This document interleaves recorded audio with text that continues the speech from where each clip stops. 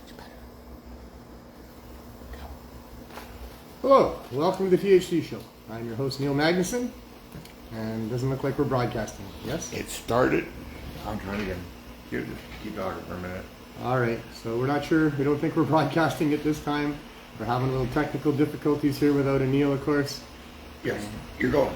All right, so apparently we are live. So welcome to the THC Show. We're talking about truth, hope, and change, as always. Very important things in this world that we're trying to get some of.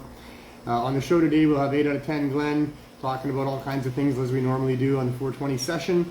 Pat Warnecke is going to join us. The Warnecke, Seaman, and Martin case has been concluded yesterday, and we're going to tell you the results of that. And we're going to have a visit, of course, to the Healing Wave CSP RV and get an update on what's going on with that. And we'll start with yesterday.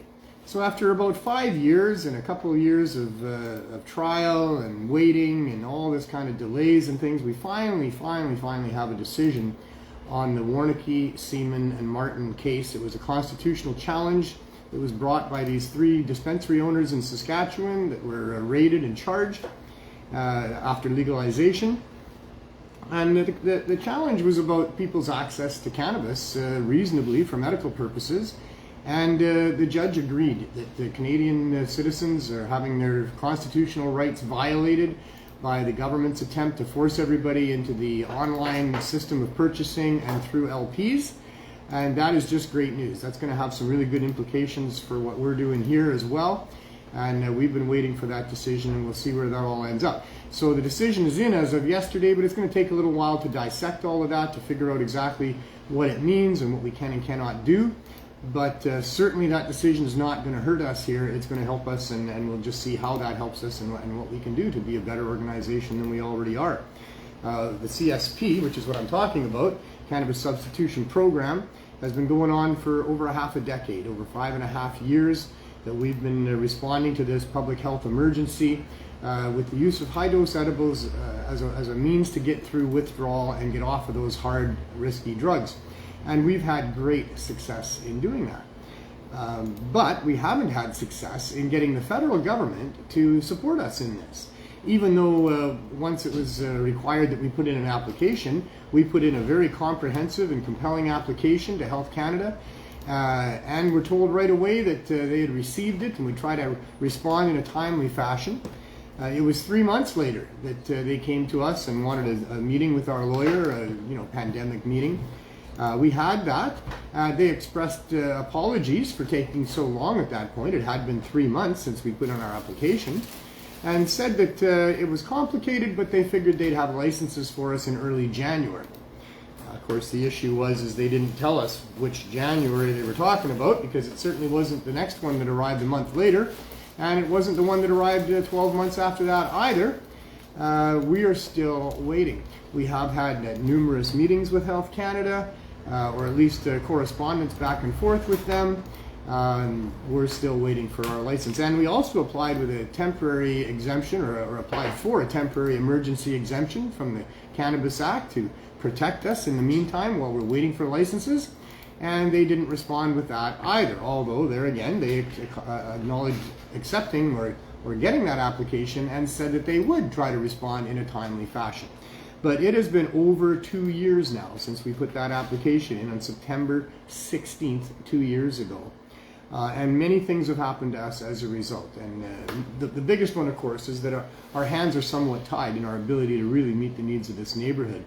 We right away made 250 people members of our program. We had been handing out cannabis high-dose edibles for free for 3.5 years up to that point. And we transitioned many of the people that would line up for that 3.5 years into our program. And we capped it at 250 because that's a lot. And we wanted to make sure we could sustain that.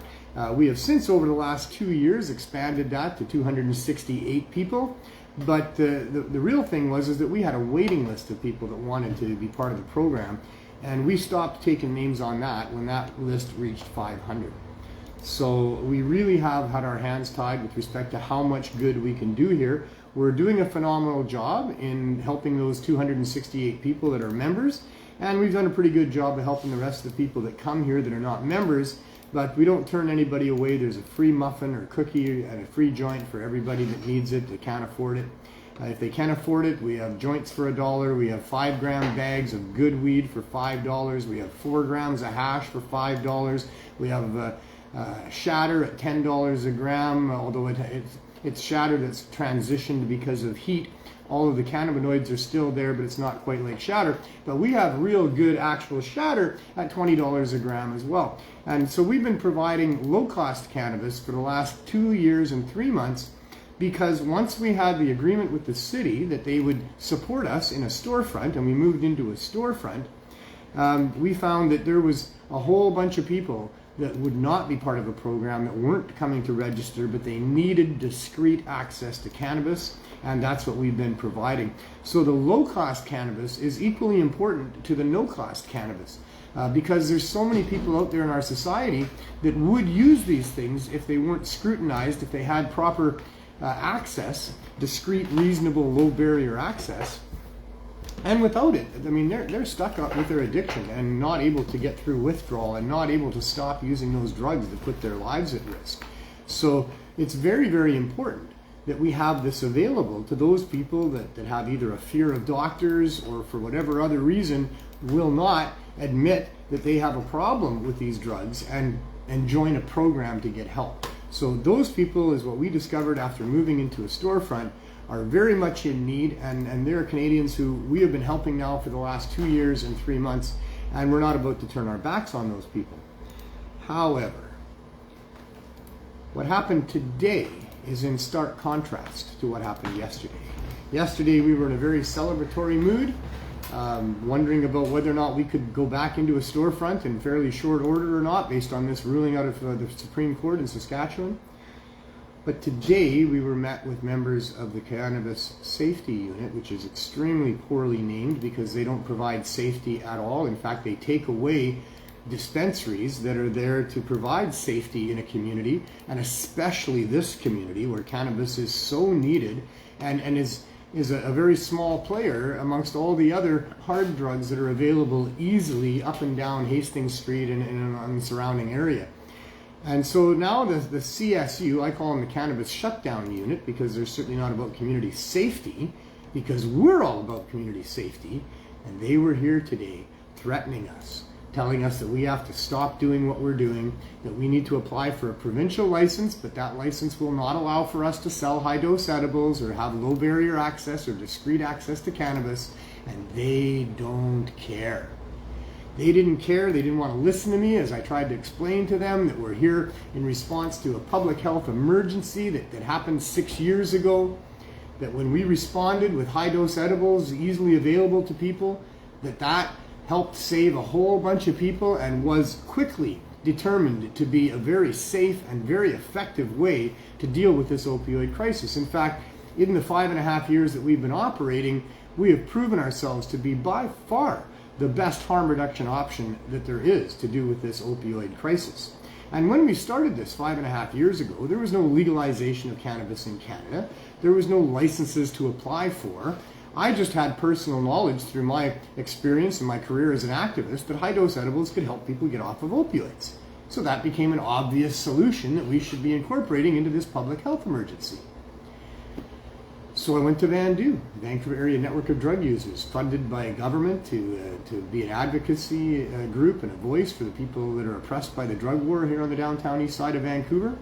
And they gave me unanimous approval from their board to move forward with a plan to make it as easy as possible for people to get access. From there, buoyed with that, I went to City Council and told them all about it and asked for their support and approval, which I did not get.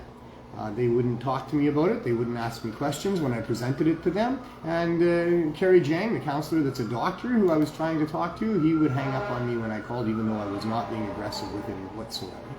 They didn't want to talk about it. However, we continued the program, and we started the program despite all of that. I waited 2 months with a professional lobbyist trying to get the City Council on board. After 2 months, I had enough donations that I went to Vandu, asked to put up a table, and we started handing these things out.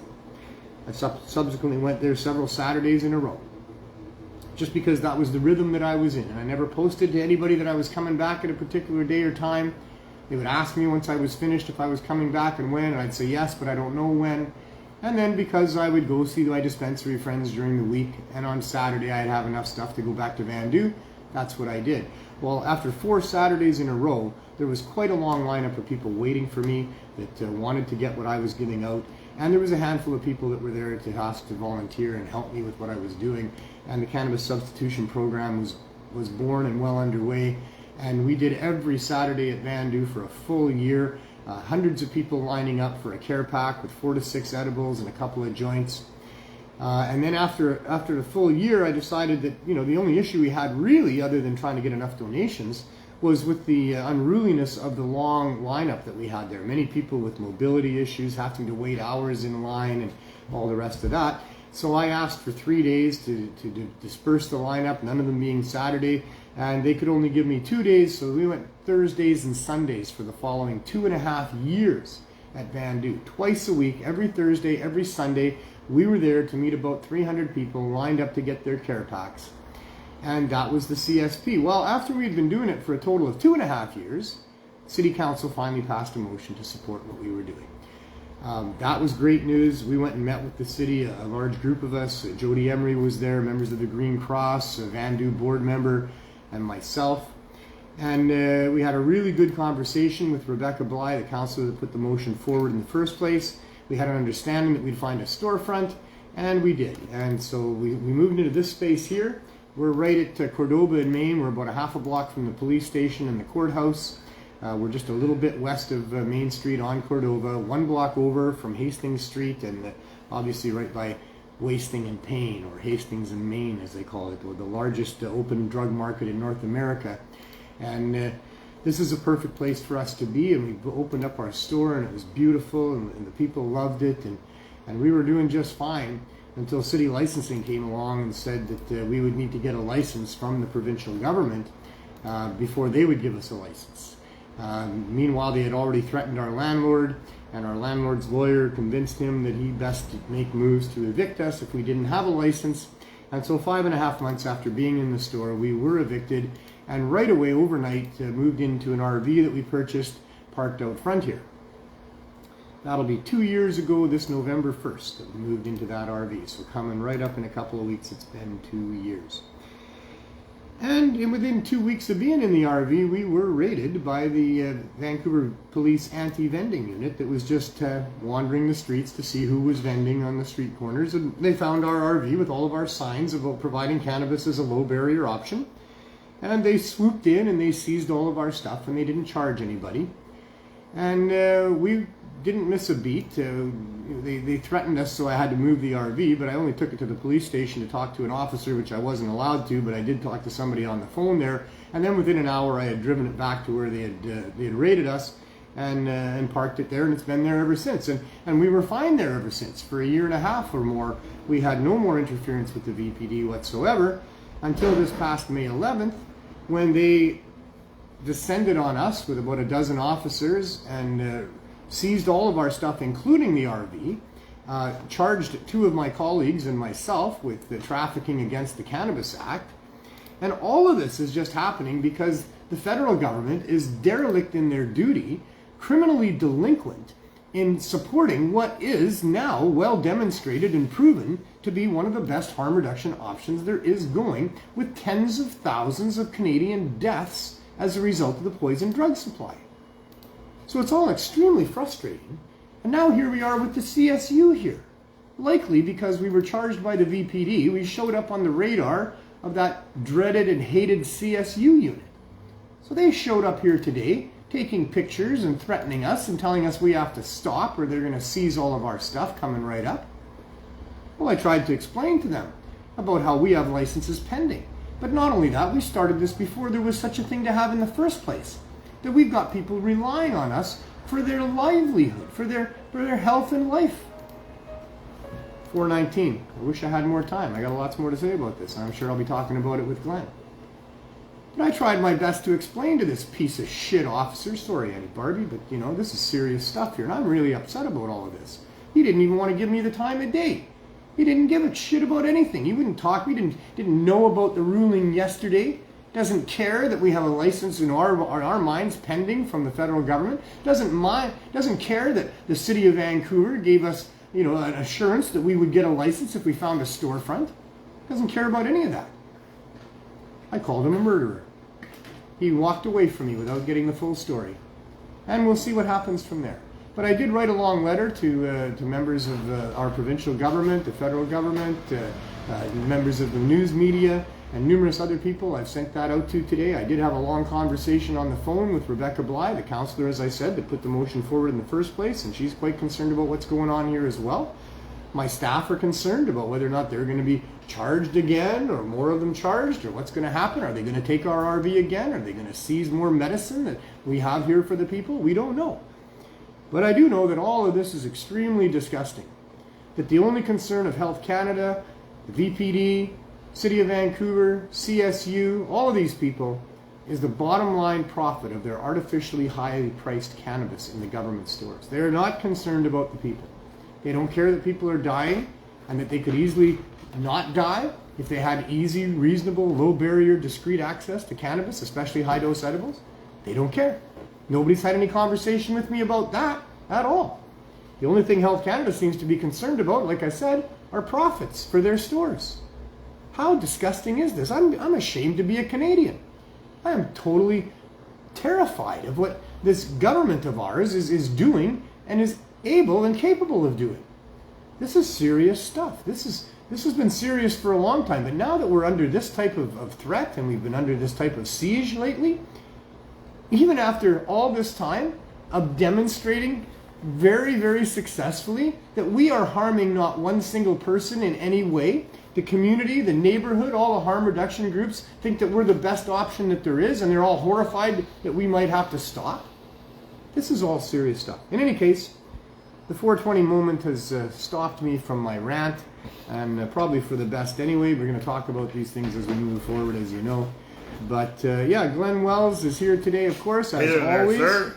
My 420 session guest, also my sit-in producer. Well, yeah. For a little while, cameraman. Yeah, I'm doing it all you now. got all these labels. You need a bigger hat, I'm going to need a bigger hat. To put all your titles on there. I thought 420 guest was good enough, but apparently not. I mean, he's just taking right over I'm here. going to have to move it over just a little bit more, it says. So, and thank goodness that he's taking right over, because without him, I'm not sure what I would do. There you go. I'm not a producer or a cameraman. I have done that. Yeah, there we go. That's better. I suppose I could and I would. You probably could. But I really appreciate what you're doing for us here. I got enough on my plate anyway. Another thing is, we talked last week about Joe Biden. Yeah. And that he's going to expunge these records. He's going to release these prisoners. He's going to all the rest of this stuff. Well, he's a piece of shit that's lying through his teeth because the midterm elections are coming up and he just wants to gain some ground by making a bunch of promises that are bullshit. They're hollow. They're completely empty, because he's going to release all of the people that are in prison faced, on possession-only charges due to federal law. Only for federal. You know how many people are sitting in a U.S. jail because of a federal prosecution against them for simple possession of cannabis? 16. Zero. Zero. There's not one person. Away with words. He's recommending that the states follow suit. Recommending. Who is this piece of shit? Is he or is he not the president of the United States? What does it mean he's recommending? He's going to ask that they have another look at cannabis in Schedule 1. Well, I think he's saying recommended because they're going through that. They're voting right now, right? To see who has power in the capital or something right now. So he could, I think, just say, let these people go. Yeah. We've been wrong. We're sorry. There was never any justification for putting an American human being citizen in a cage for having a plant, or for selling a plant, or for growing plants. This has never been a crime. Never been something to be put into a cage for in the first place. So, yeah, they're just still a bunch of corrupt pieces of shit that are just doing the bidding of the pharmaceutical companies, the big oil companies, all these big corporations, these greedy corporations that have been the force behind prohibition all the way through. He's still subject to them. He is not king or president or anything of the sort. He's asking that they have a look at rescheduling it. He could do a Because presidential pardon, couldn't he? He could do so many because things. you're right, you have to have a lot of signatures, I guess. But but he doesn't own himself. He's the chattel of these big corporations. Yeah. He's their puppet that they've put in place there, and he's Big going to do pharma. as he's told. And he gets to spout all the rhetoric and lies that he wants. It doesn't matter. Nothing ever happens. They do this all the time, and they're doing it here in Canada too. But yeah, he's going to have, ask that they have a look at rescheduling. Right now it's Schedule 1, which means no medicinal value whatsoever. So just because you think cannabis is elevating your mood, it can't be. Just because you think cannabis is helping you sleep, no, that's just an illusion, probably placebo. No. Just because you think it's distracting you from your pain, all these medical things that we think cannabis is doing, well, apparently it's not, it can't, because the government in the U.S., they know better than us, and they've decided this is a Schedule 1 drug. It is more dangerous in the mind of the U.S. federal government than fentanyl. Oh, wow. Yeah. You know why? Why? Because cannabis seriously threatens the health of the bottom line profits of these corporations, and fentanyl really doesn't. Oh, yeah. That's why. Yeah, that's why, yeah.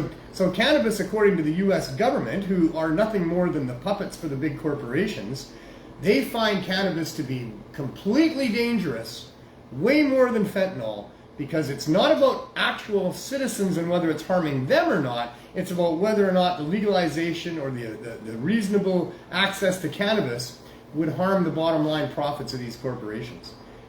That's the world that we live in, folks. And we're not getting reasonable access. Not according at to all. the judge yesterday. And what, That's right. Which is a Superior Court judge? Supreme Court judge? Supreme Court judge. Yeah. So yeah, I heard her say that it's not constitutional that the government is the only place that we can have to get cannabis from. It has to be mom and pop stores. I heard Or your neighbors, or your cousins, or whoever. whatever. Yeah, yeah. Like, it's none of their bloody business. This is not what we pay governments for, is to be involved in the decisions that we make. Mm-hmm. Human beings get to make decisions for I themselves. think the government went into this knowing that this would happen, and they just let the LPs make the first amount of money, so that they're going to be always ahead of the game, right? I don't Whereas doubt the that. mom and pops will be behind, but we'll overtake them eventually because mom and pop stuff is way better than the LP stuff. So Sure. right, way better. And Cousin Barry's stuff is way better than the LP it's just store like a too. blueberry from In BC. fact, it doesn't take much to be better than the government stores, although I'm sure I have some government store owners that would argue that with me Yeah. at this point, and But that's they're- fine. But but when you what buy are they it- charging for it? When you buy a blueberry in BC and eat it in BC, it's fresher, right? If you buy that blueberry from California and eating it in BC, it's not as fresh, Not as right? fresh. So that's what I'm saying. Having the mom and pop there is going to be a lot more fresher. We won't have this stuff that was from last October or something, right? So. They stopped putting dates. Oh, did they? They stopped putting dates on when the crop was taken down, and now they just put the date for when it was packaged and shipped, Oh wow! or something like that. Because they don't want to tell people it's been sitting here for months and months and months and months and months. I know. This whole thing is just so I disgusting. wonder what their expiry date is. Best before. And then just another group of bandits comes in, right? Yeah, yeah. Like it's been such an ongoing, crazy situation for so long. The movement to legalize cannabis was doing very well back in the 70s, and they got close. But the corporations mobilized the soccer moms and that whole campaign about, oh my God, save the children from cannabis, in a world where every child has a liquor cabinet available to them, either at their parents' house or their friends' houses, with vodka and tequila and all this other whiskey and shit. It's just disgusting. It's just like the evidence is now so clear. I mean, any reasonable person looking at it will, yeah, okay, there's no reason for the criminal law to be used to keep people accessing this plant that has been consumed for thousands of years for medical purposes and has never killed anybody and never been a problem in society.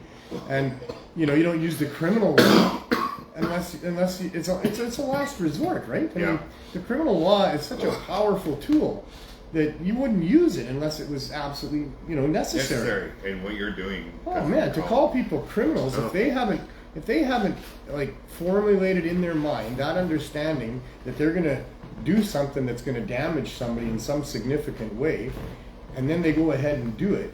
I I mean, you're not a criminal till you've done that. And that was the whole idea. We need these bad people that are fully aware of the damage that they're about to do, and they still go ahead and do it. That's a criminal. Yeah.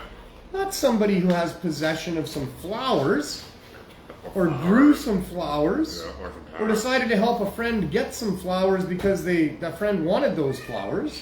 That's not a crime. How is that ever a crime? It's just ludicrous. The only way they got away with it was because they had already done the same exercise with alcohol. Mm-hmm. They had decided to make alcohol illegal and a criminal offense, except it was never illegal to have alcohol as an American citizen. It was illegal to transport alcohol across a border or to sell it. Yeah. That's all. You could make your own alcohol and it was easy. Stuff rots all the time. Go ahead. Take the juice off those rotten things and drink it. There you go. You got alcohol. What more do you want? So, the whole thing was just ludicrous. And then they decide that, we got to save the children by ending alcohol prohibition. They were going to save the children with alcohol prohibition in the first place. And then kids are showing up to school drunk, and there's bathtub gin that are killing people, and there's gangs recruiting, youngsters to be involved in all the rest of it. Yeah. So, let's save the children and end alcohol prohibition. Oh, but by the way, you don't have to disband that whole department full of people that are making money to prohibit alcohol, because we have this new scourge on society. It's called marijuana. It's a crazy drug that they're bringing up from Mexico. It drives people completely insane and violent. And that's what they sold to the American people. So they already had this precedent of making it a crime in some way, although not a crime to possess alcohol, only to sell it or transport it across borders. But so they had this precedent set where, hey, the government, I guess, has the right and the power to tell you can and you can't drink alcohol. Well, and here's this drug coming up from Mexico, dangerous, obviously, but you listen to all the reports about it, listen to what William Randolph Hearst is writing in his newspapers about all this violent crime that's caused by cannabis. What a farce. But, they used all of that to bring in the criminal law to deal with free citizens that just want to have some flowers, to take with them on a trip, because, when you're stressed out and anxious, or if you stub your toe or you got a headache or whatever, that there's some relief there. They made those people criminals. That's a criminal thing to do. Criminal thing to do right there, yeah. Jeez. Mary says that she had a friend that had some LP weed and they're really sick from it right now. So, yeah. Wow. Well, there was a lawsuit about people getting sick from LP weed. Yeah. There's been numerous recalls of this weed. Yeah. Whereas mom and pop won't have to worry about that. We never had that problem. Never had that before. No. There was no thing with people getting harmed by bad batches of cannabis or anything. And the store would notice right away if the weed was bad anyways, because they were the ones that were buying the weed and they were testing the product, smelling it, looking to see if there's any PM and everything. Whereas the government, they don't do that. They just irradiate it, or some irradiate. Millions of people disrespected this law in Canada alone. Millions of them. That should be an indication to the government that they're doing something wrong. That they need to listen to their people. But millions of people violated this law. And many of them have lost all kinds of liberty and possessions and their life because of these laws. This has gone way too far. Yeah. I mean, way too far. The CSU is now really pushed too far. For them to come after us with what we're doing here, I think that their time is coming to an end. I think that they're going to obliviate themselves because of the blowback that's going to happen from this. Yeah, you're just going to start back up again, right? We never stopped. Just like Doug and we didn't stop. CSU comes, you'll just do what Doug and Michelle did. They just started right back up again, right? Oh, hell yeah. No. Yeah. I told that CSU guy, I said, if you put me in a cage is the only way you're going to stop us from doing this. And he said, we're not going to put you in a cage. I said, then you're not going to stop me. You can seize my vehicle all you want. You can take our product all you want. Yeah. We'll get more. Yeah. 100%. We'll get more. We'll continue. We'll be back that same day. We will not stop. These pieces of shit don't care about anything. Can they take your vehicle? I don't know. I think they can only take your cannabis, right? I don't know. Because they took, I'm just going by what happened to Doug and Michelle. They took stuff out of Doug and Michelle's van, but they never took the van. Right? So yeah, I don't know. Maybe we'll find out. But I'm confident that every move against us is a move that boosts us and will work against them. Yeah.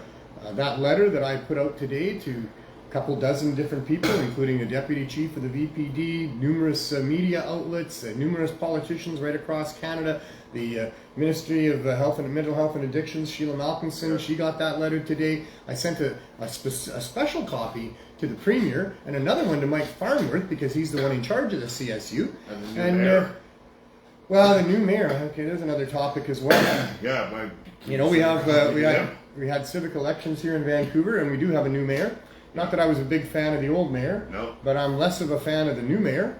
I guess we'll see. We'll see. But you know, from all I've heard and read about this person, I don't think he's an ally of ours at all. No. There was somebody speculated that maybe the CSU raid was because of the new mayor, but the new mayor doesn't get sworn in until he's not even December. there yet. Yeah, he's not. It's more that you're on the radar now because you got your charge. Yeah, right? that's what it is. And they do that kind of stuff. Like they probably have an algorithm, and anybody that's charged with a cannabis charge, they look at. Oh, I'm sure that right? all pops up there. Yeah. So it's you know, this is on the VPD for their actions against us. This is on the federal government. This is on the provincial government for not stopping the CSU before they got here, because the provincial government has been made very well aware of what the CSP is about. Yeah. So what, do they not care? Is Mike Farnworth aware of us and what we're doing here, and he's still going to send in his jackboots? CSU you know, these Nazis that you know don't care at all. I told the guy, you need to quit your job, man. Maybe you're killing people here. Maybe their supply's running low. They need more stuff. I don't know. They're just jealous, obviously, of what we're doing here. But you know, I never in a million years would have thought that this is where we'd be after 5.5 years of starting this program.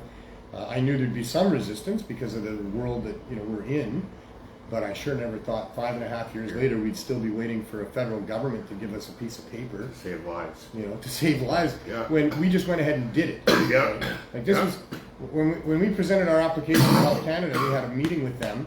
The first thing that I said to Mr. Benoit Seguin, the fellow in charge of Special Licensing and Exemptions Division of Health Canada, I state that clearly so that maybe you will take that information and get a hold of this gentleman and tell him what you think of these things.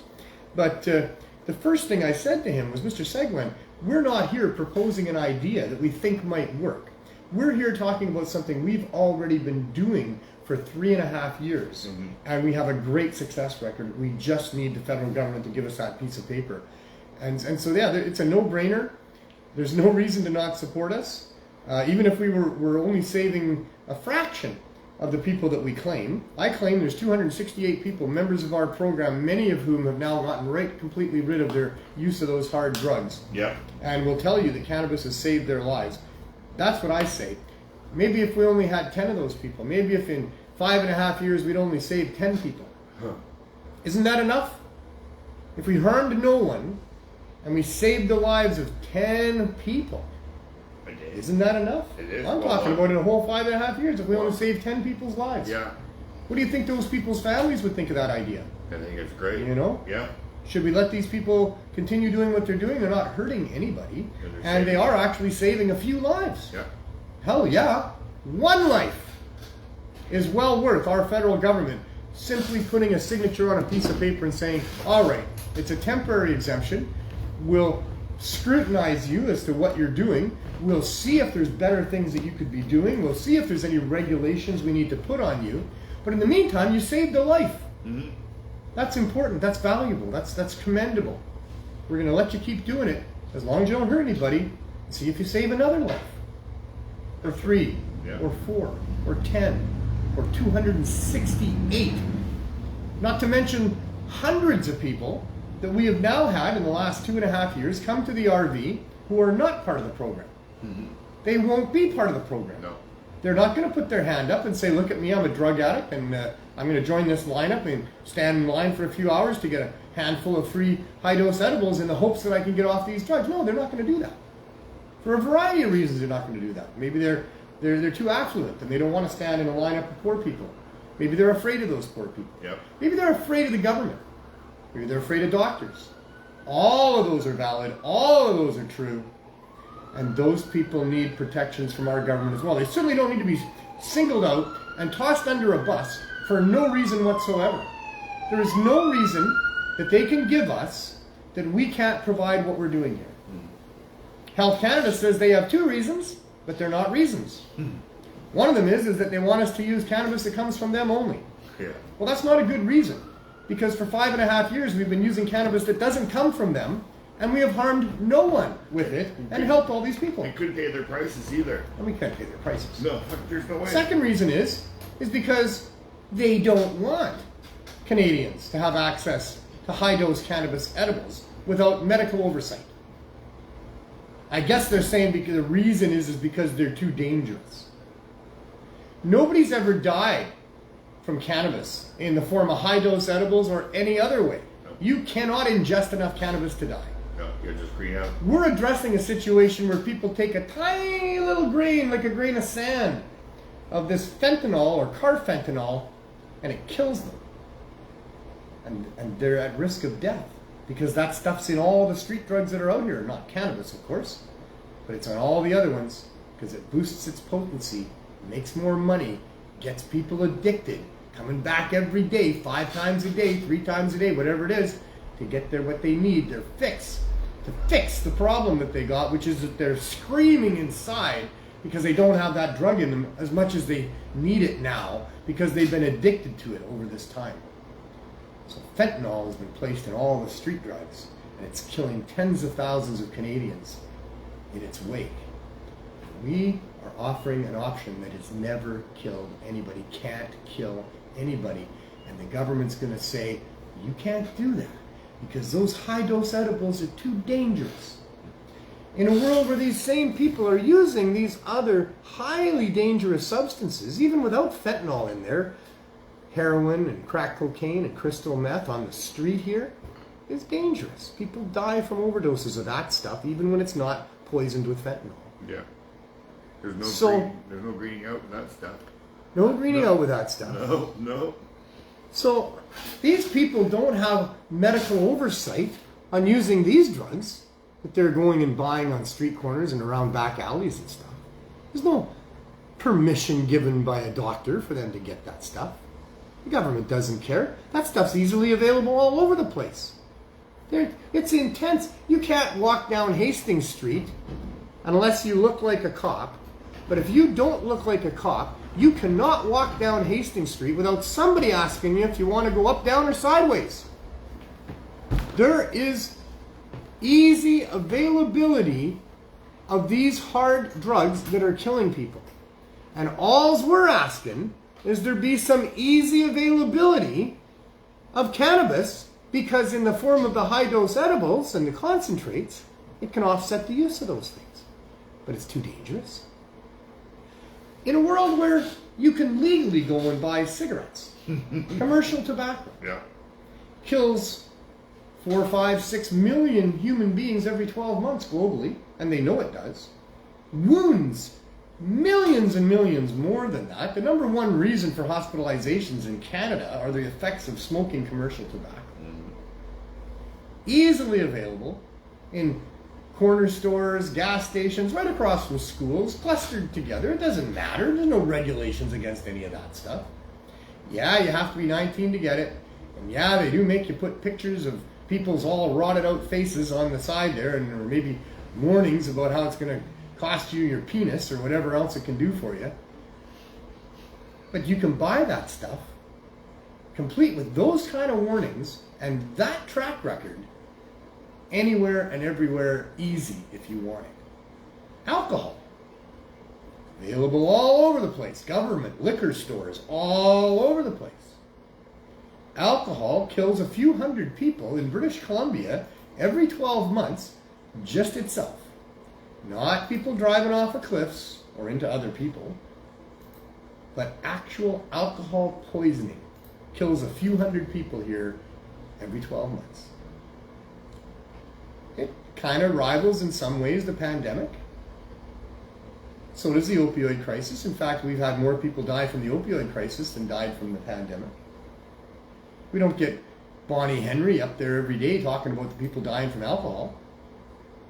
We don't get her up there every day talking about how many people died today from cigarette poisoning. And then there's pharmaceuticals. Holy shit. A whole bunch more people die every year of pharmaceuticals. Don't ever hear about that.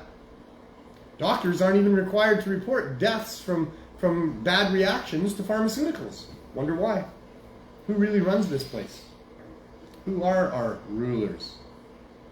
That's who our rulers are. Those people that own those pharmaceutical companies. Big Those money. people that are purveyors of tobacco and alcohol. These big corporations, that's who our rulers are. And they're scared of this little plant here. So scared that they spend millions of dollars lobbying to convince our public servants that they should continue with an abominable law that does nothing but hurt people, but it protects the bottom line profits of these corporations. Do you think our disposable society has just reached out that they think that humans are just as disposable? Let's keep them going. Well, the governance Let's make is. as much money as we can from them. And, you know, there's going to be new ones born, and in about 15 years, they'll be bringing us money. It's just like a continuous cycle. Yeah, they don't care about these people. No. These people, most of them don't pay taxes, and they take some of the tax dollars to keep them going. Mm-hmm. But in many ways, government, not so much government, but these agencies that prop up and get these grants from government, it's coming out of tax dollars. But, you know, they're all here to address this opioid crisis. And what would they do if it stopped? They just look like They'd have to lay off their workers, go find something else to do. Well, hell, they don't want to do that. They got a good thing going here. Mm-hmm.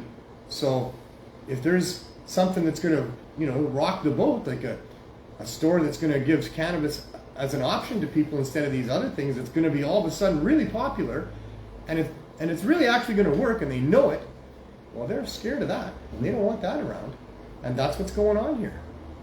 The people that own us are afraid of us, and they won't give us a piece of paper with a signature on it to let us do what we're doing, even though we are proving beyond any doubt that we are harming no one. We are saving hundreds of people. They could fire the CSU, and all those people could go work for Vancouver because they're going to hire 100 new cops. They said, Right. Where do you go, right? Yeah, the new mayor wants 100 new cops And 100 new health and 100 new healthcare workers mental health workers to jab you, Yeah. and and the statements have been made that there will be no harm reduction without treatment. I don't know what that means. What does that mean? Our harm reduction is treatment. Yeah. We give people high-dose edibles so they can treat themselves with those while they're going through withdrawal and get off of those drugs. And they don't have to go through a center. And they don't have to go to a rehab center, a treatment center, which is near impossible to do. And what, a taxpayer is going to pay for all these people to go through that? all you're doing Because is- that's really expensive. All you're doing is meeting other people who do the same thing as you, and at least if you're at home, you're a little bit safe. You're not being influenced by somebody else because you're trying to do it at home, right? Their solution is no solution. No, well, it's Their it's a solution money is to thing. continue doing what we've been doing, Yeah. to continue having people addicted, to continue getting government grants to be able to help these people, and never have an end to the people coming in for help. Yeah. What we're doing is we're getting people off this stuff. Our 268 members, many of them come back to us to get their 420 milligrams for free every 4 days because that's the deal that we make here. Mhm. But they're no longer part of that drug using community. They're no longer going to rehab or needing treatment or counseling or services or any of these other things that That means all less these money. groups are making tax dollars to go and look after people. Yeah. Healthier people means that the health system is not as taxed, but yeah, all those government contracts that those treatment centers have, they're not producing the people that you know to keep them going, right? They rely on There people. were still people who need the treatment centers. There were still, they're probably not everyone. They need to do proper treatment. Yeah. With a track record like they have, I don't know what other business would survive. You have a less than 10% success rate. Mm-hmm. You have over 90% of the people coming back needing to go through it again. Yep. I went through it. And, 3 and, times. and what kind of a business are you? You know, like you're going to continue, your investors are going to continue. Why? Well, because the people that are coming there are rich, or their families are rich, Yeah. or they've got insurance that covers those sorts of things, so the rich insurance companies pay. Yeah. Or they can get the government to use tax dollars to put people into treatment that can't afford it. And so it doesn't matter if you're not succeeding with over 90% of the people that you're treating. It doesn't matter. In fact, if they're going to come back and go another round, and another round, and another round, round and round we go, and the money keeps flowing in. Yeah, exactly. Holy smokes. Yeah.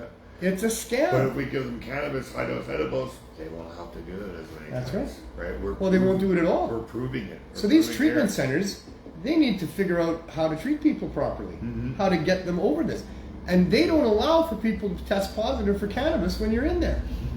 This is the biggest issue I have with the ones around here. I don't know the ones around here. I don't know who they are. Well, I do know some of them, but not much about them. I don't spend much time looking at that. I don't care because I can't. I got too much to do here, and it only pisses me off anyway and makes it hard to function.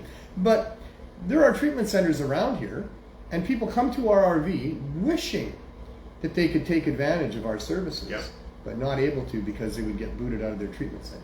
Oh, and that would be right back onto the street. Right back on the street. So this is really disgusting. Yeah.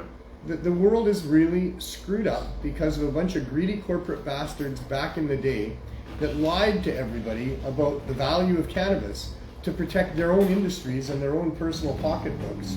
And these are people who owned the media outlets, who owned the big corporations, who had access to the levers of power in government, and they sold it to everybody. Yeah. My grandmother went to her grave believing that cannabis was a plant that was created by the devil, not by God, and that the government was right in doing what they're doing because of all these horror stories that ran in all these newspapers. And then you look back and find out that, the media ownership had a real hard-on for getting rid of cannabis to protect his own personal money interests, and other biases that caused all of that. And all of this was just lies. Go and look at the history, folks. I mean, if you're watching this show and you don't understand and you don't know all this stuff, go back and look at the history. It all started with a huge campaign run by William Randolph Hearst and his chains of newspapers in major cities right across the United States. And all of his stories about this evil reefer that was driving people to be completely insane and do all this violent crime. And he was associating cannabis with all the violent crime that was happening. And then watch the progression of how things happened in our society. Look at how finally, both in the US and Canada, they had inquiries in the 60s. Because it was a big deal. You know, a lot of people having their lives ruined, a lot of money being spent on it, and they needed to justify what they were doing. And so let's have an inquiry and find out. So the Schaefer Commission was launched in the United States, the Ledane Commission here in Canada. And both of those inquiries concluded that there's no justification for the criminal law to be used to do with cannabis. That the beliefs about cannabis to do with violence and insanity and those things were not true at all. They're not true. That cannabis makes people a little calm, hungry perhaps. It's a sleep aid. And then when you really start looking at it, I mean, they knew it helped people with glaucoma, that it was a much better solution to glaucoma, which is a very debilitating eye injury. I mean, it can really ruin your life. Blinding. And then there was so much more. And then it started to come out, well, it's it's an anti-inflammatory. Yeah. Oh, really? Well, anti-inflammatories are kind of what most medicines are about. You know, most are. So, yeah, that seems like valuable medicine there if it's an anti-inflammatory. And then the indica strains that are high in maybe CBN and other things, they really help you sleep. Well, that's a valuable thing. Every night, right here. Yeah. Not sleeping is talk about debilitating. I mean, holy shit, if you're not sleeping, you can't even think straight. Nope. You know, nothing works properly. And it's a huge scourge for so many people. And they take these pharmaceutical drugs to help them sleep. Yeah. But it doesn't get them what sleep is supposed to get them. It doesn't get them the REM sleep. It doesn't get them that sleep that rejuvenates the body. They keep putting that off with those things. Yeah. And they get more and more zombie-like as we go. And then those pills stop working for them anyway. I mean, it's just and then now they're worse. Yeah. Cannabis work. I mean, I had a fellow in Saskatchewan there, Jay Green, a good friend of mine. I met his cousin one night, a man in his 30s, who had just found out through Jay, his cousin, that cannabis could be a solution to his terrible insomnia. Yeah.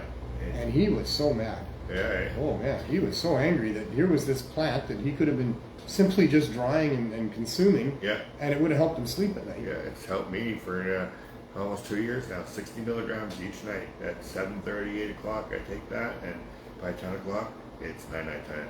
It's one of the more reported on. More of the feedback we get here, and anything, is people are getting a good night's sleep. Yep. And I'm not groggy in the morning. Just get up, have a nice hot shower that wakes me up. Because alcohol can help you sleep too. Oh yeah, and alcohol makes you. You don't wake up so refreshed. Headache. Yeah, you want to puke. You know. That's right. Anyways, I'm gonna go and get Pat ready. And, Yeah, let's get Pat on. All right. Let's get Pat on. Let's get Pat on here. So, all right. Any other point I wanted to make here before we move on here? Mike Reed is coming to town. Going to be here this Saturday. And if you're in Vancouver, you can see him starring at the York Theatre, 639 Commercial Drive, 7 o'clock this coming Saturday. Mike has been just killing it right across the country. Sold out shows everywhere he goes. He's a very funny man. He's a cannabis comedian, although much of his comedy isn't really centered on cannabis, although it's in there because that's just who he is as a human. But yeah, go see Mike Reed if you get a chance, or can you? Are tickets available? Yeah, I think there's tickets available, but I'm not for sure. All right, check that out. Yeah. And if not this time, next time. Hey, there's a familiar face. Yeah, can you hear us? No, we can't hear him. We can't hear you. I know, because hold on a minute. I'm just gonna do this. So we Might don't be get- on our end. No, we just don't want to get any feedback from the show. And then can we turn Pat around or something? Or how We can we do might this? be able to. We could put him here between us. Can you hear us now, Pat? There you are. There you are. Okay. There you are. All right, now I can put Pat right beside you, like this way, if you put him want. on here. You want to put him up here? Yeah. I don't know if the camera's going to pick up this. Hold on. The mic. Oh, the mic. The mic, right? Let's maybe. We'll reach right here. Can we keep him here? I don't know. Yeah, we can put him there. Well, I don't know if they're going to be able to see. I won't be able to. There, look at that beautiful face. I won't be able to see if they can hear him or not because we're using this, right? So, all right. Well, and we don't have the normal mic that we have when Neil is here. We're just using the camera there. Yeah, we're using the camera mic, but that's a really So good can mic. we get some feedback in the chat? Is that possible? Yeah, I can watch the chat on this side. Yeah, so everybody can let us know if they can see, if they can see, if they can hear. All right. So it's just you and me. Yep. How you doing, Pat? Awesome is right. I hear you've been celebrating for the last couple of days here. What's going on? Yeah, just taking it easy. Actually, it's felt like a big weight that I lifted off my back yesterday. So we just took some time with the family today to relax and do some whale watching. But yeah, it's been exciting. Yesterday, I got a lot of phone calls, got a lot of well wishes, and talked about our old faces. So it was, So this is because of the ruling that we got in your case where you and Jerry Martin and Jason Seaman launched a constitutional challenge against the government because you had been raided at your dispensaries in Saskatchewan, and you were talking about the lack of access, the lack of reasonable access through the LP system and the mail order system and that sort of stuff. And so tell us a little bit about the judgment. Well, first, how long has it been? How long has it been since you were raided? Can we bring Pat closer? They can barely hear him. So March 2018, everything went down, and so it's 4.5 years ago. So it's definitely been a long time. Wow. Yeah, we put together a good case. We had a lot of witness testimonies from good sources, and we had a lot of doctors and experts come forward for us. As opposed to the government that didn't have a good case. Yeah, correct. The government all just trying to discredit all of our experts and all of our testimonies, literally. Yeah. It's pretty sad when the government's trying to, And the only witness they brought forward was a fellow who was hired after these decisions were made at Health Canada, and his response to just about every question asked was, "Yeah, I didn't work there at that time, and I can't comment on that." So. Yeah, that was something. They kind of threw him to the wolves, to say the least. He really didn't know. He was brand new there. He didn't know anything what was going on. So I don't think it was a good representative for sure. For sure. And so because of that, the great case that you guys put forward, and kudos to the lawyers that represented you. I mean, they did a great job. Because of that, you won the case. And tell us a little bit about the judgment. Yes, the judgment went well. I think the judgment basically said that patients' rights were violated, or charter rights were violated, and that I guess the main things were that storefront access. Patients need storefront access and should have access to storefront access. Patients should have no limits on the potency of extracts for what they need. That's obviously a major thing. And producers allowed to do extracts. She said there was no reason for patients to have to do extracts at home. That producers, people can do it in bigger amounts. I guess that was kind of the major take homes that we saw. Yeah, those are all three very powerful. The limit on potency certainly affects what we're doing here because we're trying to get people off of hard drugs, and 10 milligrams per per unit ain't going to do it for them. They're going to get fat if they did get enough, but that ain't going to work. For people that are producing at home, I mean, this is such hypocrisy here, because the government doesn't want to allow high-dose edibles because they think they're dangerous, but at the same time, people are producing them themselves at home, and who knows if they know what they're doing or not. And so if there's danger in high-dose edibles, you really need to have a storefront with trained staff and properly labeled, standardized dosages of what's going on. And to deny that to people puts them at risk, if there was much risk. Thankfully there's not. If you eat too much cannabis, you're going to have a fairly uncomfortable day or two, and then be fine, and then just not do that again. It won't kill you, and there's no lifelong injuries from it. But if it was dangerous, then holy smokes, to force people to make their own, you know, and people that are compromised in many cases because they're patients to begin with. I mean, holy smokes, well, I mean, that's a recipe for disaster. Thank goodness cannabis edibles in high dosages are not dangerous. Absolutely. And and the other ruling as well with storefronts. For people, you know, you can maybe lay some of it out for us. We've talked about it on the show numerous times, all the different problems that people have, the barriers to them, you know, accessing through the online system. Tell us a bit about that. Yeah, we had a lot of stories come forward about that. Obviously, there's problems. I mean, you can have homeless people who don't have a fixed address. You can have, I mean, today's day and age, people who don't have that bad credits. Pretty big majority of, I shouldn't say majority, but a big portion of society that don't have credit cards to order online. Obviously, if you're switching addresses, all those problems with it. Then you have the whole time of shipping, and no other medication, as the judge said, takes that long to get medication, and when you need it, it's for pain and so on, you need it. So all of those were the major factors, I think, in looking at the decision that you know, came into play. Yeah, and good, a little bit of common sense for sure. So what do you think the implications are now? I mean, what are we going to be able to do, or have we got our heads wrapped around that yet? I don't think we do. I'm still going over it with Mark and trying to figure it out. I think we have to read it through a few times here. You know, obviously this was, you know, in conjunction with the ACMPR. Now we have new rules. The judge ruled that you know, these sections, what was it, section 67.2, 144, and 93.1D of the ACMPR were of no effect, as well as section 52 of the Constitution and section 5 of the Controlled Drugs and Substances Act about distribution. So she only said it for during those periods. But I would suspect, you know, I can't go into some details with certain things because of I'm actually still in court till next month for the formalities. But I would suspect that if people in groups were to push it on, that this would come up again. It could be beaten court again. Right. Until the rules are changed, I think, with Health Canada, and until they make a total scheme change, they can't say that these needs are being met in today's market either. So I think that there's going to have to be a major revamp of the system, and until that happens, people still have a right to this. The charter this judge said that, and the charter is pretty specific in that. So there should be groups of people that are going to respond to that and open a storefront to provide the access that the courts have said is reasonable.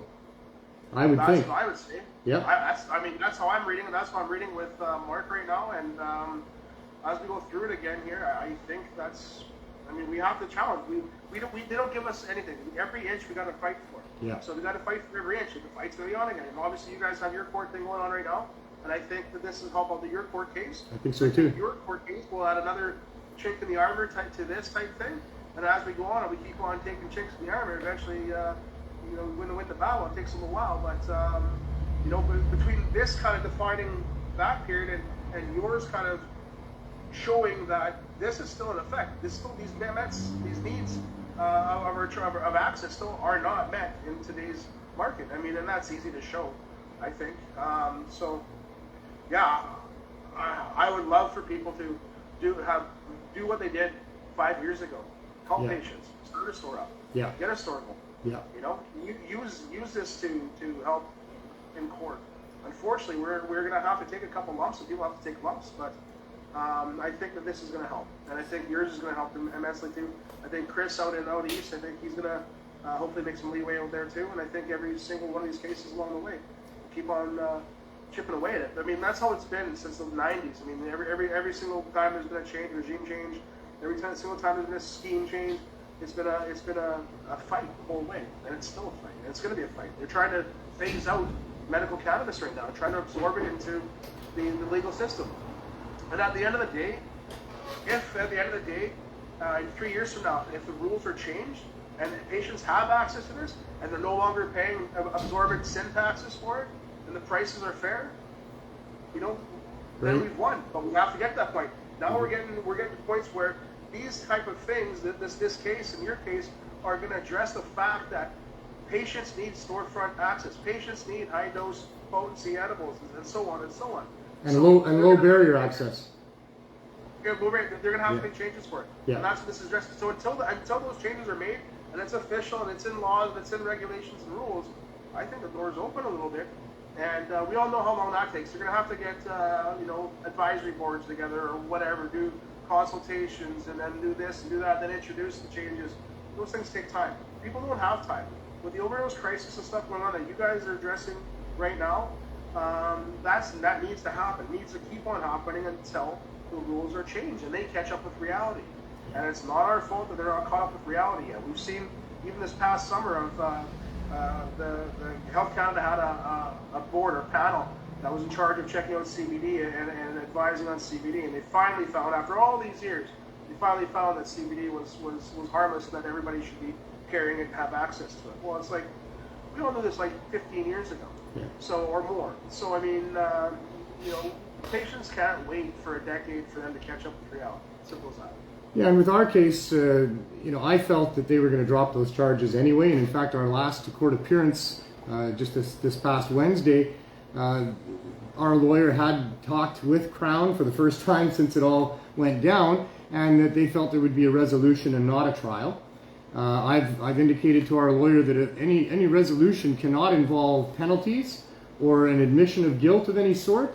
I mean, I'm okay with maybe not getting a medal and being commended for the great work that this team of mine has been doing here for the last 5.5 years, but I'm not about to take any penalties, and I'm not about to be shamed for it, that's for sure. So we'll see where that goes. But now with what's happened with your case, I think that there's a much greater chance that they're going to withdraw those charges before we ever get there to begin with. And so we'll see. Sorry? And they don't want to get there with you because they they know that they're a losing battle. Yeah. And actually, even with our charges, before Justin and Jerry and I, before we all got together and that scheme got going, they knew that we were going to fight this to the end. And I kind of brought some of the experts and some of the stuff forward that we were going to do. And they actually tried to withdraw the charges, and they offered to withdraw the charges at that point in time. Right. But they wanted to stick a year probation on and this and that, have conditions and tarnish the name and stuff. And we said, no, I don't give a shit. It's either absolute exoneration and this and that or nothing. Yeah. And they started once, and we said, no, let's go away. So that was it too. Well, good for you. Thank you so much. Yeah, well, we had to do it. I mean, at the end of the day, all of us are patients. We all need to make this happen. And I was put into a position that I was able to make a change. I mean, they put me in that position. They put me and my wife on the front page of the newspaper and called us Saskatchewan's most wanted and so on. They put us into a position that we had to exonerate ourselves. Yeah. And if you're going to put us into a position, well, then you get what's coming, and that's how it goes. Yeah. Well, good for you for sure. And I don't know if we're going to get there or not. I'm not going to stop until. No offense, but I hope you guys do, because you guys are putting another chick in the armor. I suspect they're going to cut you guys loose. But if we were to get that piece of paper with a signature on it from Health Canada, either in the form of an exemption or licenses, that's winning without having to go to court, and that would be something that could be duplicated in all these different cities and communities where it's necessary. That's our goal. That's our battle. If we have to get there through the courts, I'm sure we will, and I have great confidence we would succeed there because of what we've been doing and how we did it. But I'd like to get there without all that great expense or putting so much money into the pockets of our lawyers and their lawyers. We'll see what happens. But I think what you've done might be enough. I mean, another chink in the armor. The armor might be strong enough right now between the Howell case and your case and the Allard case. Really, I talked to my lawyer, Jack Lloyd, about the decision in your case, and what does that mean? He says, well, it means that if you do go to trial, you will have a lot better chance of winning your arguments than you would have before, based on what you guys have won here. So, and the Crown's not stupid. I think they understand that as well, and then they'd be looking for ways to get out of this too. Maybe they can give Health Canada a little slap on the wrist and say, hey, what the hell? Why is it taking 2 years plus to get these people support, right? We'll see. But I think we can win it that way. I'd like to win it without a fight in court or a fight anywhere. I'd like to win it without anybody having to get penalized. I mean, 2 of my co-workers are also charged, and I mean, George is already having trouble renting places, and we'll see what implications there are with all of that. Now we had the CSU here this morning, and now that my staff is even more concerned about what might happen and their own liberty and stuff as well. So I'd really like to get this done without a fight. That's terrible. We had all of our staff go through it too, and I mean, and my wife and I have been going through it for 4.5 years of, of them wrecking, of doing everything that we couldn't get bank accounts to, everything possible. So we know that it's terrible to go through. I think that maybe another option. I think if I would doubt. My personal opinion is Health Canada is not going to do shit. They're not going to give you anything. We've been down that road with them before, with other programs with some First Nations communities in Saskatchewan and stuff. With had representatives from like Jocelyn Andrews and stuff there, and MPs, and they didn't do shit. Yeah. At the end of the day, I think an injunction is what we have to go after. Now that we have this piece of paperwork and this decision, I think an injunction might be the way we go, because we have obvious paperwork and an obvious decision now to get an injunction so that they can't touch us and do anything about it, and we're allowed to operate until they make actual changes and until they address it properly.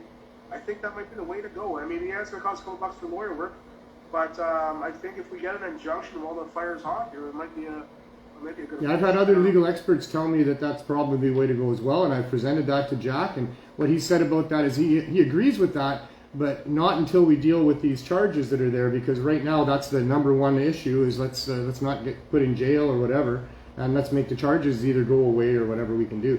And I think that's going to happen relatively quickly now. I think that we've had 5 appearances. Now they're having conversations. Now we've got this ruling and other things going on.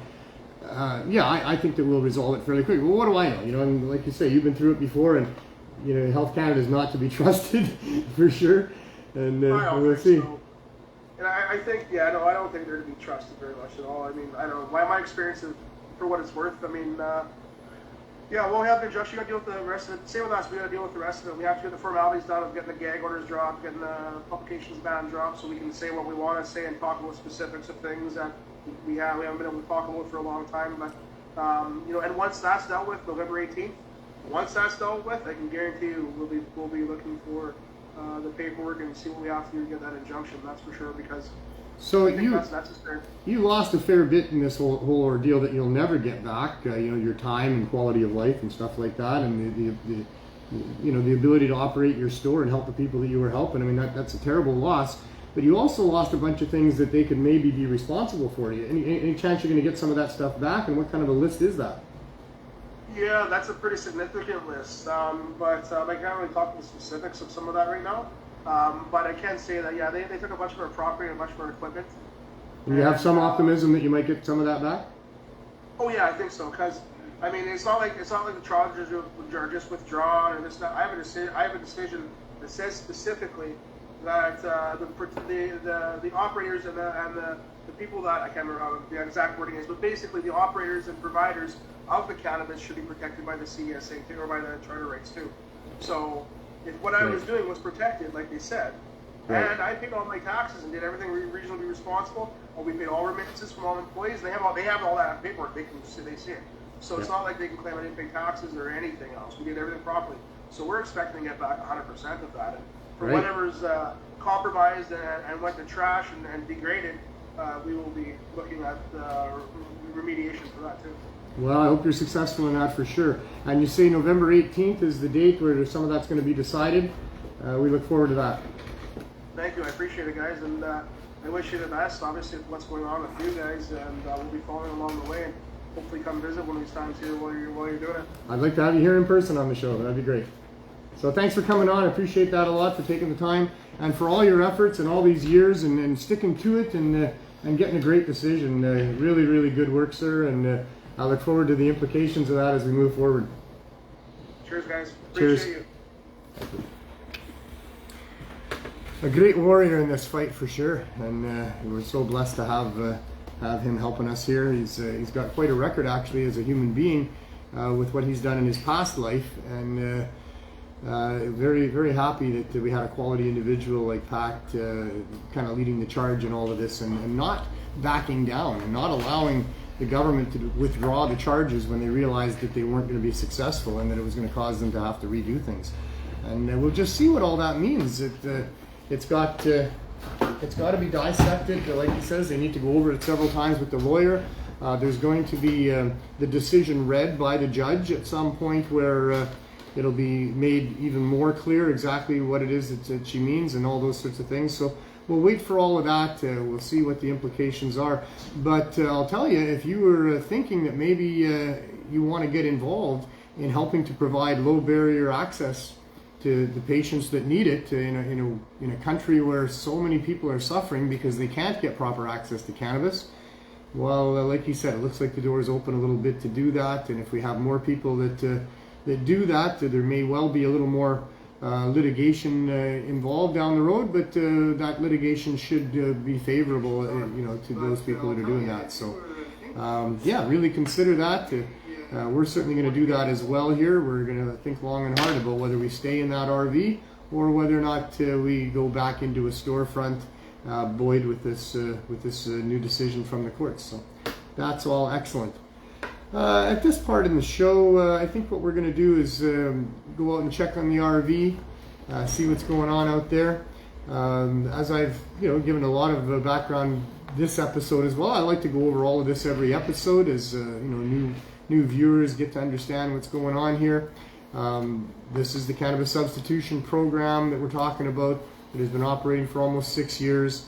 That provides high-dose edibles as an option for people to the street drugs that have been so deadly in this neighborhood here, but all across Canada and many other different neighborhoods as well. There's a huge need for high-dose edibles to be available. And so we have managed to do that through amazing donators that provided the donations that we needed to give out. I mean, all we wanted to do was give them out. We don't have them to give out until somebody donates them. So thankfully, there's been some amazing donators over the years to our program here. And we've managed to survive for 5.5 years. In fact, we have done quite well in those 5.5 years. The amount of high-dose edibles that we've put out to people is in the many, many millions of milligrams at this point. And that really warms my heart to know that we've done that much good in this community. And it's not just here. We've had a duplicate or I don't know what to call it, but one of the Vandu members here in Vancouver took the idea of what we were doing over to Victoria, and a group called Solid over there, a sister to Vandu here, has implemented the cannabis substitution for people using hard drugs over there, and it's been going on for about 5 years there now as well. There's also the Cannabis Substitution Program East Coast version. Chris Backer, an amazing activist in Nova Scotia, has been running the Cannabis Substitution Program, much like we did at Vandu for all those years, well over a couple of years there now. And then in London, Ontario, we have another chapter of our group, started by one of our bakers, Mary McCarty, who had to leave here, and when she went back to London, she started the program there, and then she had to leave London and go to Winnipeg. And William Hicks took over in London there, and some people have helped him, and people have donated to him, and he's running the program there and doing a great job. And Mary in Winnipeg tried the program there, and there's a huge need for it. My goodness, we're going to have to figure out how to do that. But doing it in the same sort of a style that we did here in Vancouver with Vandu is not as doable there. There's a large population that are very desperate and needy, that they were quite aggressive once they understood that this little old lady, I don't mean that, Mary, this beautiful old lady, beautiful grandmother type lady was going to show up there. And I only say that because of the apparent fragility, although I'm not sure there's much fragility there at all. I don't think anybody would really like to mess with Mary. But Mary also doesn't deserve to have to mess with all these other people there that were being quite aggressive and hostile to try to get ahead of other people and to get the cannabis donations that she was giving out before she was ready to give them out. And so that after being somewhat swarmed a couple times in a row, that program was suspended. We are, like I say, trying to think of other ways we can get perhaps partnerships with other agencies, and we can make that work. But in the meantime, Mary, who a dedicated CSP person, has been sending us through the mail cannabis high-dose edibles to supplement our program here. We do give out a lot of milligrams of stuff. We do get to kind of down to it sometimes. And so Mary's there to help us out. And so now, you know, our pockets are full of what we have to give people, and we're very happy about that. And we're always very happy that Mary's there looking after us for sure. Other than that, you know, we've been in this RV that we moved into now for, it'll be 2 years coming up November 1st. That's a long time. We've been through, this is going into our third winter now. We've had a couple of really harsh summers out in this RV without air conditioning. And yeah, it's been a crazy experience that should never have gone on like this. But what has happened is that we've been able to expose the depths of the corruption that are involved in this country of ours. That Health Canada is not concerned about the health of Canadians. They're concerned about the health of the people that are supplying Canadians with drugs. That the regulations are designed to protect those corporations much more than they are to do with protecting Canadian citizens. And especially in our case, where it is absolutely black and white, cut and dried, we are providing a very viable solution to a healthcare crisis of death. And yet it's not enough. It's not enough to have our government and Health Canada break free of the corruption that they're involved with to be able to give us permission to be able to continue saving lives. I've been so disgusted and frustrated over the last number of years here. I always knew that we were not the free people that we thought we were. It's one of the driving forces behind what I do in trying to get cannabis legal in the first place. The freedom of individual human beings is one of the most valuable things that we have. It is one of the most necessary things that there is. To be free as a human being is as important as your access to air, water, love, food, all of the basic necessities of life. If you're not free, you make bad choices. You make choices that are not healthy. You make choices that are not the right thing for you because you're not free. And freedom is at the core of my efforts and always have been. And there's never been a more blatant example of how we as human beings are not free than having to deal with the attempt to prohibit access to cannabis by these public servants, even though after all this time, it is extremely well known, it is very obvious and clear that there is no justification for harming people with the criminal law to prevent access or distribution of cannabis. And yet here we are, and they're hanging on tight. And even though we've stripped them naked and bent them over prone, they're still not giving it up. And we're still not finished proving what we need to prove and getting what we need to get. For the generations to come, for our children and their children, the children after that, we need to get our public servants back into a box where they are limited, accountable, and transparent in what they do. And we need to have public servants who recognize and respect the job that they have, which is to protect every individual's sovereignty and freedom in this country, and not to protect the interests of the corporate parasites that have been driving us to these lengths that they have at this point, where our world is upside down and backwards, full of homeless and hungry people addicted to opioids because of government policy. All of this homelessness and drug addiction can be traced right back to the roots of prohibition and to the roots of government corruption, because we live in an abundant country full of everything that we need.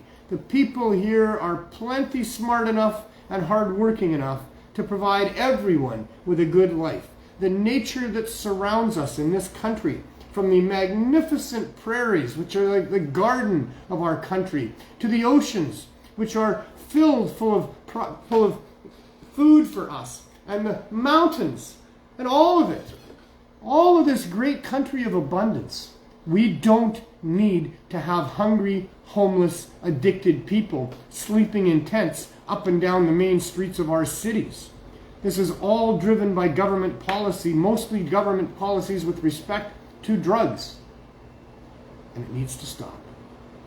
And we're on the path to try to do that, as Pat was on the path to try to do that, and we're all going to get to the top of the mountain through our different paths. We are going to get there. But we need you too. If we're going to get there, we need everybody. We need everybody that can to do what they can do, because the magnitude of the forces that we are up against is incomprehensible. The amount of money that the corporate parasites have, the amount of strategies they've learned over the years of how to manipulate populations, the lack of ethics that they deal with, as Glenn was saying earlier in the show, they really think that people are disposable. They don't care that people are dying at alarming rates. None of that bothers them at all. We are not of value to them. Well, it is time that the people that govern us find us valuable. I don't want to be seen as disposable and a pain in the ass to public servants that are supposed to be serving me. I don't want them serving the corporate parasites anymore that have killed so many of my friends and family members and neighborhood companions. I want this to end somehow. And the first step has got to be ending the attempt to prohibit and now over-regulate cannabis. It might sound silly, but it's not in my mind, and it's not when you really think about it. As long as we have over-regulation and prohibition of cannabis, we're not free, and we can't even begin to think about all these other areas where we need our freedom. We need this one first.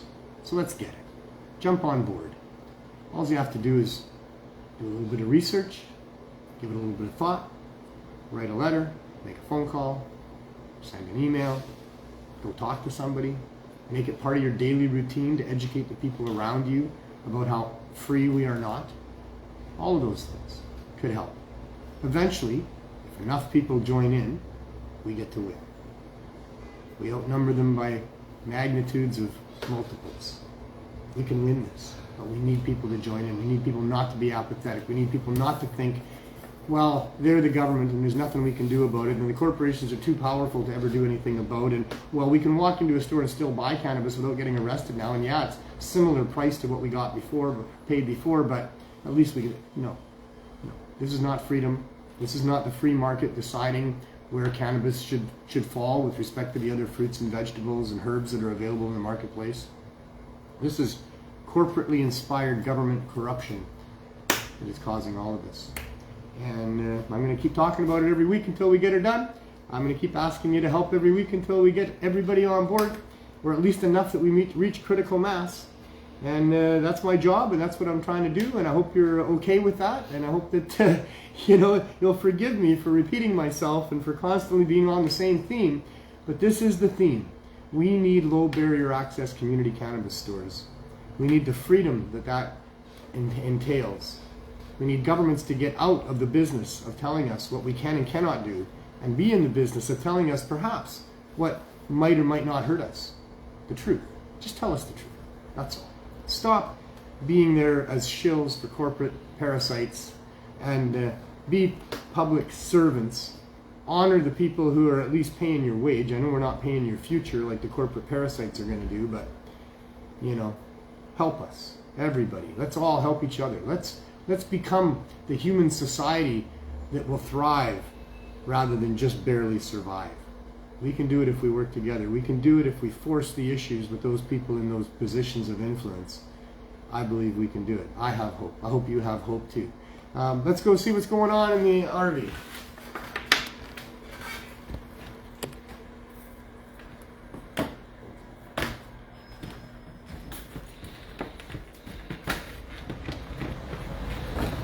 Once again, the weekly downtown Vancouver weather report is brought to you by a little bit smoky and hazy, but not a cloud in the sky yet. And there is an end in sight. They say probably a week from now we might get some rain. Well, Friday. On Friday? Friday, Saturday, and Sunday. So let's see what happens with that. I'll tell you that this province could really use some rain. We're in drought conditions right now. There's a lot of communities in British Columbia that don't have proper water supply at this point because the reservoirs have dried up.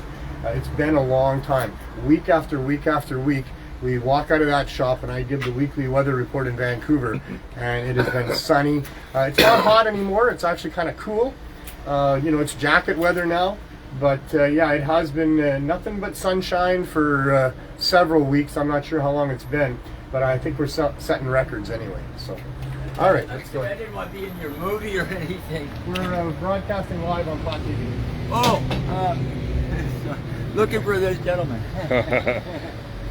So here we are, the iconic The RV. Ganja Mobile, Hey. the Weed Wagon, the Healing Wave CSP van. Yeah.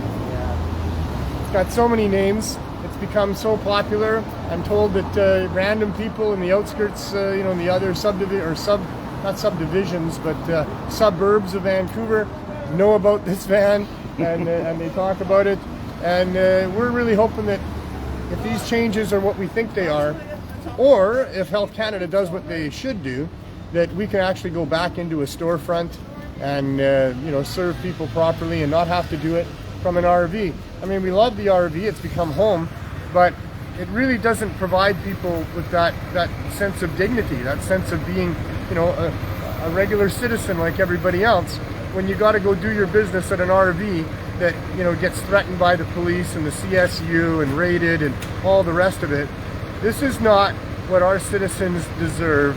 This is a far cry from that, but at least we got this. So. Yeah.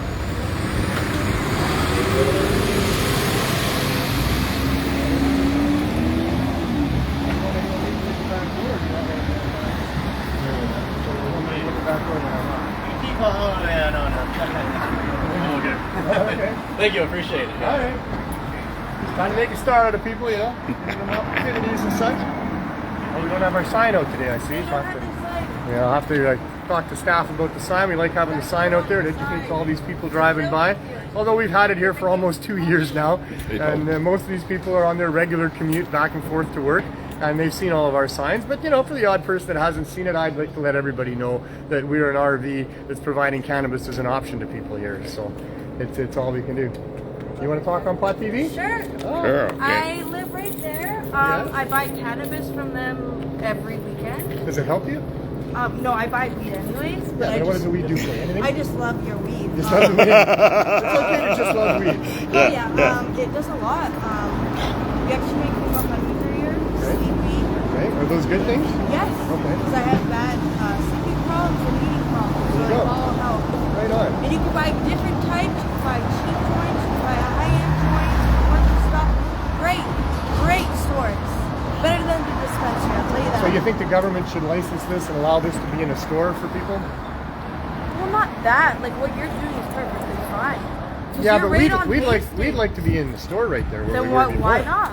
Well, because the city won't license us until the federal government does, and we applied to the federal government just over 2 years ago, Okay. and they still haven't given us a license. And then you guys buy government weed, or you No, No. well, do it on your own? We don't buy government weed No, at this we don't point. buy it, no. Well, We use everything through the gray marketplace, but people that are trusted suppliers of ours. We've been doing this for 5.5 years. Yeah. Hey, that's and, mine. And we have a lot of donations that come in from people, so it's not government weed, but it's weed that people are allowed to grow for themselves. Yes, You know, so and stuff like that. So yeah, we don't use government weed. We're kind of willing to, although not anxious to. If it would mean that we could get a piece of paper with a signature on it that would allow us to have a license and be like other normal Nobody knows. the other normal people that have a store, that's what we think should happen. We would hope all that would happen. We'll just wait to see. We'll see. We'll see. But this is better than anything else. So They'll help you really are out. you aware that we had the provincial enforcement unit here this morning telling us to stop? No. Yeah. They came in, a bunch of them got jumped out and started taking Since pictures. before this building was even made. We think we have squatters' rights. It's been a couple of years now, plus. Yeah, I look at my building. Your van is right there if you look on Google. Yeah, nice. But you should show them the sign. Anyways, have a good night, guys. Thank you care. very much. The neighborhood loves us. Yeah. You can go and talk to any of the harm reduction groups that are up and down this neighborhood, and then they'll tell you all about us, that they think we should be here, that we are probably the best option that there is here. Many of those people come here and get options for themselves. So, And her support helps you I'm support. kind of banging a dead horse. I mean, I hate to call Health Canada a dead horse, but that's about as much good as they've been to us. They've done nothing but impede our ability to do what we're doing here. We were well on our way. After 3.5 years at Van Du, doing it on the street with lineups of people, We moved into a storefront, had a beautiful situation there. It was feeling like this is how it's supposed to progress. Now we can get some other locations. We can maybe get an outreach vehicle. We can have different chapters going on. And then all of a sudden, oh no, everything stops because you have to wait for Health Canada, the federal government, to give you a piece of paper with a signature on it. Well, how long should that take? Well, the judge that evicted us from the store said he had no confidence that we could get it in the 6 months we had asked for. He was right. And he was right. It's been almost 2 years. So, anyway, rant on I go. Knock on the door. This is access to the CSP. You knock on this door, some person comes. Oh, you want to, yeah. We have a person. Oh. Well, there you go. And a sign? Oh, we don't have a sign out, but We don't have the sign out today. well, that's your guys' fault. Yeah. Oh, jeez. Don't blame us. How else am I going to blame? Anyway, so this is the CSP door. This is Kevin. And when people come here, they're members of the program, or at least that's the idea. So the first thing that happens is they have to give their number, because everybody's got a number. 268 numbers have been given out. And then once it's verified that that's them, it's a number and stuff, it's an easy process. We know these people, they've been coming for a long time. Then, and they haven't been here for 4 days, then they get a choice of what they want. What do we have for people today? Today we've got we've got CBD capsules at 50 milligrams each. Right. We've got some CBD gummies that are at 80 milligrams a piece. Gorilla Ganja, what a fantastic company. Oh, beautiful. Man, oh man. We've They have been also helping us got, for so long. 100 milligram Lego blocks, Right. which are THC, indica. Right. This is a new provider for us. And then we also have Not our sure the name, so I'm not gonna ganja, say. 80 milligram. Yeah, pure more Gorilla indica. Ganja. Pure. You know, Yeah. pure indica. Do we have any cubes here or any bears at this point? Or No, we don't have any bears at the moment. okay, they'll be dropped off tomorrow. We got another shipment of the bears and cubes coming from Green Wilderness, so that's awesome. We also carry capsules. Only 50 one, though, milligram. apparently. Right now, only one out here. Those are from Dirty Dave. Those are 50 milligram capsules. Those are fantastic. People really like them. But if they take 2 or 3, they sometimes say that's too much. So, you got to be careful what you do. What do you got there? Once in a while, we also get people that come along and just out from the kindness of their heart give out, give us water balls, give out to the CSP guys as well, and then we also get free joints. We don't count the water ball in with the 420 milligrams. No. So. Yeah. All right. Well, thank you very much. What? Oh, of course. Oh, We have Mary's Rice Krispie Krispie Squares. Squares. We have her haystacks here. She's working on some other orange glob thing that's apparently good and going to be potent, so that's all great. We got a bunch more stuff. We got suppositories, we got creams, we got lots of things. We just give you a little glimpse of what we got here. We really try to help people in all the different aspects that they need for cannabis. That's been our job from the beginning, is to meet the needs of the people that are coming here. And I think we're doing a pretty good job of that, even though we're not able to do it as well as we would from the store. Hint, hint. Wow, things are busy there.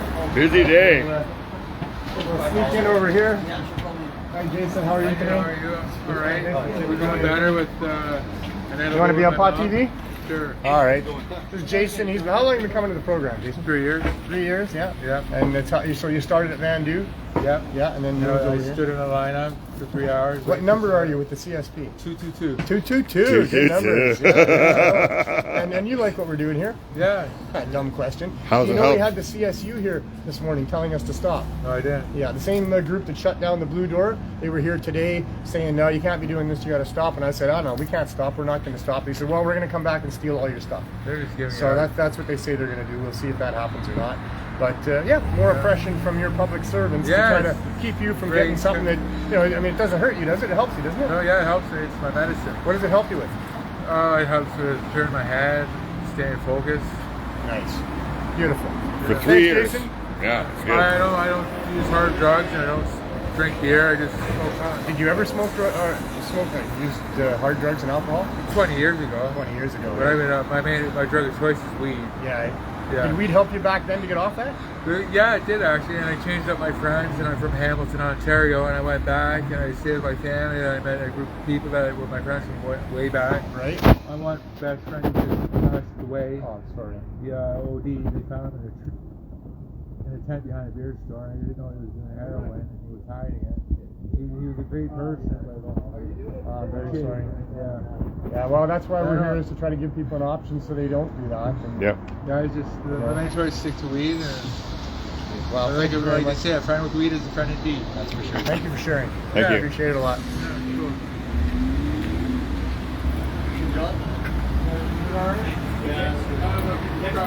You guys get to come in the RV. How about that? That's a special thing. And Dex is going to go help out of the back there. George is here doing what he's always doing, or almost always doing. Rolling. More butter joints. Hey, George. Butter joints. Butter joints on demand. You must have calluses on your fingers by now. No, but I need a new rolling machine. That one's dead. How many rolling machines do you think you've gone through? Since we started, Yeah. probably about 60. 60. Yeah, Six it zero. usually only lasts about a month, less than a month for me, so. And then they break sometimes, so. Yeah. Well, good work, George. How's the day been here? Not very busy. Not very busy today? Well, we had this scare this morning with the CSU Well, that's people. just it. And, A lot of them have. I don't know if that scared people off from coming here for a little while or not, or what. We don't know. But yeah, a terrible thing that the government thinks it's worth tax dollars to come and harass a group that's been doing their best to help people in this neighborhood during a public health emergency. It just doesn't get any worse than that. I don't know how to frame it any differently or say it any better. It's just disgusting that this is going on, and that, like I say, there's this enforcement unit out there that are taking taxpayer dollars to go and make sure that people don't get access to cannabis except through these government stores, which is not proper access at all, which was just decided in this They case. call themselves safety patrol. Yeah. They're safety The for safety who? unit. For who, Safety yeah. for who? They're safety for the bottom line profits of these legal stores, but they're certainly not making the communities any safer. And if they make us go away, this community will be one hell of a lot more dangerous than it is already. We have been quite the peaceful, calming influence here on this street and throughout the neighborhood as you know, people come here to get their weed and then go back and be under the influence of cannabis instead of under the influence of all these other drugs. The fact that they call themselves the community safety unit is just disgusting as could be. So we're very upset that happened. Maybe it'll be a good thing in the end, because maybe it'll help get some people mobilized to do something to help us. I don't know, but that did happen. But anyway, here we are. There you go. Now you know. You know, this is a weekly update on what's happening with our quest for a low barrier, discreet community cannabis store. Something that should have happened a long time ago. Something that, as Pat mentioned, we did have going on here for quite a while. 5 years ago, before legalization happened and they shut down all of these dispensaries, we had about 180 dispensaries operating in Vancouver, all with a fairly large clientele. You know, many people in their neighborhoods supporting what they were doing. No complaints, no problems, but they've all been almost all of them have been shut down. There's still a couple other ones that are still operating. We're not sure how they're doing that, or maybe the CSU is also threatening and harassing them, but almost all of them are gone. It would be nice to go back to that. That industry was self-regulating. We were illegal in our dispensaries, but we looked after our clientele the way the responsible business owner would. As Glenn was mentioning earlier on in the show, that these places would take the cannabis and test it themselves. They weren't going to put crap cannabis out there. They weren't going to put cannabis out there that had been poisoned with different pesticides and things like that. It was a self-regulating industry that was extremely not only viable, but it was thriving, and it was doing so well. And now it's just been laid to waste because of Justin Trudeau's cartel's so-called legalization. And as the CSU guy said to me today, there's no such thing as medical cannabis, and that's what they want in Canada.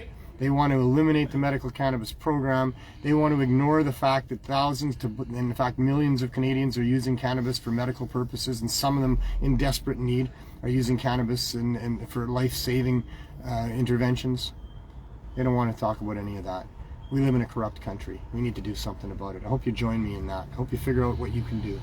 Write a letter, send an email, make a phone call, talk to people. Whatever you can do. There's more. People are creative. Find a creative way to throw a little wrench into the gears of the corporate parasites that are now trying to do a hostile takeover of the cannabis industry. Don't let them succeed. You can't let them succeed.